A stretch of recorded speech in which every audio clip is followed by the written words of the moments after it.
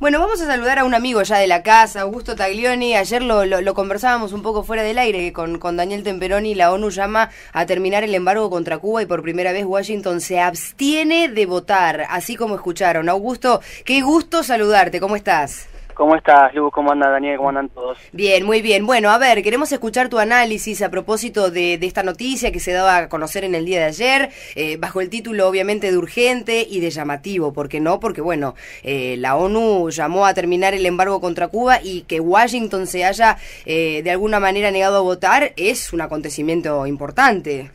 Absolutamente, sí, de 193 países que votaron en la ONU, que vienen votando ya hace más de 20 años esta condena a un bloqueo que ya no tiene sentido, ¿no?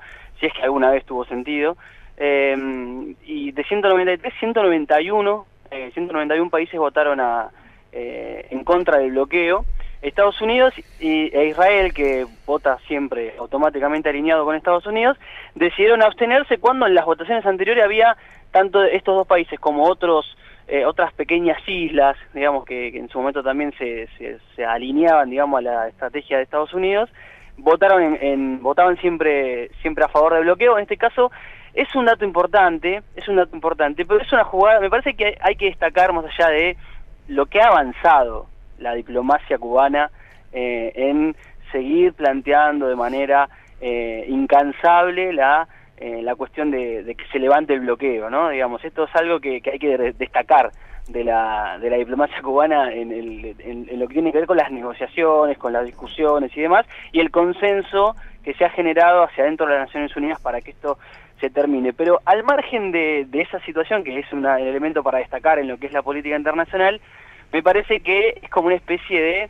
de la herencia de Obama, ¿no? Me parece que Obama sabe que el levantamiento de bloqueo, más allá de la voluntad de negociación que tuvo, que sigue demostrando y que en algunos aspectos se ha avanzado en este deshielo, en esta normalización de las relaciones diplomáticas entre Estados Unidos y Cuba, me parece que, teniendo en cuenta que está de salida, ¿no? Que ahora la semana que viene se va a votar, el martes 8 de noviembre se va a votar presidentes en Estados Unidos, me parece que es como una especie de, no sé si presión, pero es como una especie, bueno, acá, después de 25 años, Estados Unidos cambia la manera de votar respecto del bloqueo. Y esto lo sabe Obama, digamos, porque sabe que el bloqueo está en la Constitución de Estados Unidos. Con lo cual tiene que pasar por el Parlamento, más allá de la voluntad, de la buena predisposición que tiene Barack Obama y que ha demostrado, tiene que pasar por el Parlamento, y el Parlamento tiene mayoría republicana. Claro. Y hay muchos que no quieren saber nada con esto. Entonces, me parece que la jugada estratégica de Obama es decir, bueno, nosotros avanzamos en algo que nos parece importante, avanzamos también, digamos, esta normalización de relaciones tiene que ver con que Estados Unidos ha perdido mucha plata. Digamos, bueno, ayer es que Samantha Powers lo dijo, Samantha Powers, que es la embajadora de Estados Unidos ante la ONU, con una frase me parece que muy contundente y cortita, dijo algo bien específico y que se entiende bien, ¿no? Que la política, esta política, digamos, de bloqueo constante y de votar siempre en positivo, ha aislado a Estados Unidos más que a Cuba, ¿no? Claro, Cuba viene soportando y se las arregla como puede. El otro día surgieron algunos datos de lo que podría haber hecho Cuba si tuviera la plata del bloqueo, ¿no? De la posibilidad de tener relaciones comerciales normales. Bueno, pero hay que pensar que Cuba tiene 11 millones de habitantes, de los cuales, digamos, en un contexto importa el 80% de los alimentos que consume, por ejemplo. Entonces, los sectores agroexportadores en Estados Unidos le vienen pidiendo al presidente y han pedido al Parlamento que termine con este bloqueo, porque lo que quiere es vender alimentos a Cuba, digamos, porque le conviene en términos comerciales. Pero digo, me parece que Obama le deja una herencia importante que habrá que ver cómo recogen el guante, porque Donald Trump, bueno, uno no cree que pueda llegar no sé, Donald Trump es una gran incertidumbre, si quieren otro día lo podemos charlar más en profundidad. Ya no le queda ni la estrella del Paseo de la Fama, esa que tiene en el piso.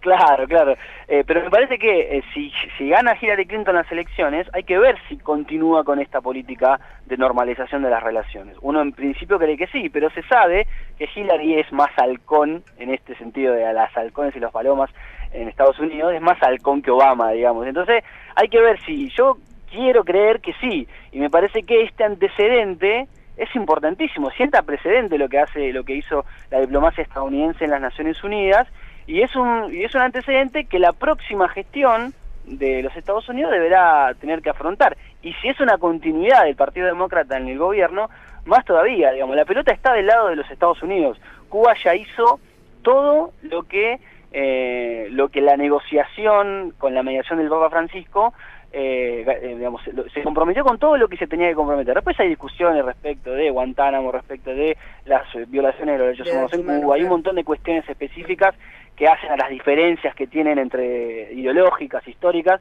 entre Estados Unidos y Cuba.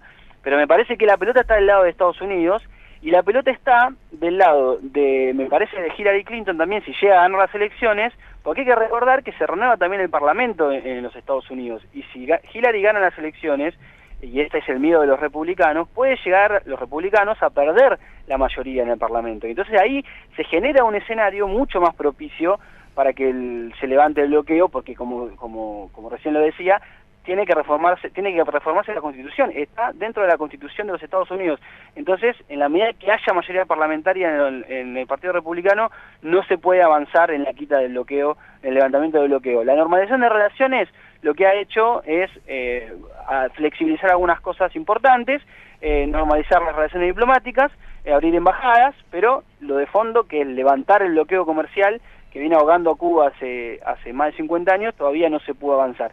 Y el contexto que se viene ahora en Estados Unidos es un contexto diferente, con posibilidad de que se renueven las bancas en el Parlamento, entonces ahí sí puede llegar a estar la pelota del lado de los demócratas, si es que Hillary Clinton gana la elección del martes 8 de noviembre. ¿Cómo estás, Augusto? Buen día, Daniel Temperoni te saluda. ¿Cómo estás? ¿Bien? Te escucho muy bajito. Daniel Temperoni te saluda, buen día. ¿Cómo estás, Daniel? Te muy escucho bien, muy bajo. Bueno, una referencia a lo que puede llegar a significar la reacción de la sociedad cubana, ¿no? Porque como hay mucha expectativa, entre otras cosas, por ejemplo, para ver cómo se reacciona en torno a qué pasa si van a dar o no internet hogareña, si le van a permitir a millones de cubanos tener la apertura real. Parece un sueño, ¿no? Que se esté viviendo todo lo que hasta este momento están viviendo, pero ha sido por cuentagotas, ¿no?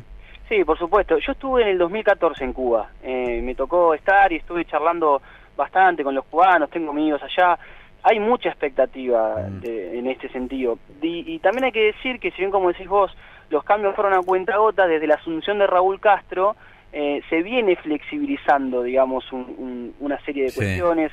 Hay hogares que ya pueden, por ejemplo, antes los hogares no podían poner un comercio, por ejemplo, ¿no? Sí. Bueno, ahora pueden tener una especie de negocio personal. Se ha abierto la posibilidad de la compra de celulares, de la apertura de internet. Por supuesto que la conectividad que tiene Cuba no es la misma que puede tener cualquier otro país, Seguro. pero de a poquito se ha avanzado en algunas reformas. Pero me parece que se permiten los viajes al exterior, cosa que eso es algo que todavía no se podía hacer antes.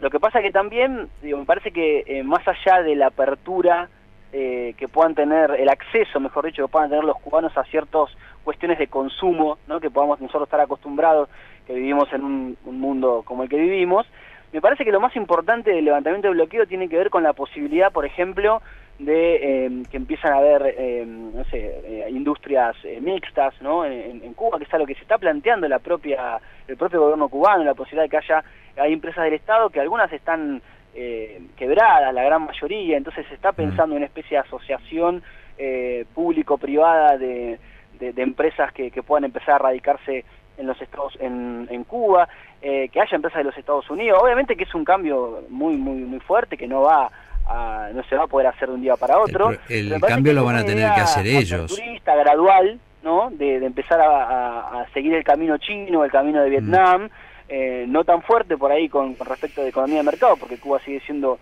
un sistema comunista, pero me parece que puede llegar a haber y la mejora, más que nada, me parece que tiene que ver con la posibilidad de esto, de generar empleo que no solamente esté sostenido por el Estado, sino que empieza a haber un sector privado que genere empleo, que se empieza a diversificar de alguna manera el sistema productivo, ¿no? de Cuba. Me parece que pasa más por un modelo productivo que tiene que empezar a dar un salto a el modelo que hoy es. me parece que por ahí pasa la expectativa más fuerte, porque después los cubanos también son muy conscientes de los logros que han tenido en la Revolución Cubana, digamos.